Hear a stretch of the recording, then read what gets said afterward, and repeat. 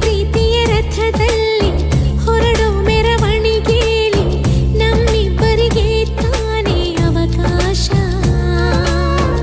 ಈ ಪ್ರೀತಿಯ ಪುಟದಲ್ಲಿ ಬರೆಯೋ ಬರವಣಿಗೆಯಲ್ಲಿ ನಮ್ಮಿಬ್ಬರದೇ ತಾನೇ ಇತಿಹಾಸ. ಪ್ರೀತಿ ಎಂದರೆ ಹೀಗೇನೆ, ಕಾಲ ಎನ್ನುವ ಕಾಲನೇ ಬಿಟ್ಟು ಬಾಳುವುದು ಗೊತ್ತೇನೆ, ಲೋಕ ಎನ್ನುವ ಲೋಕನೇ.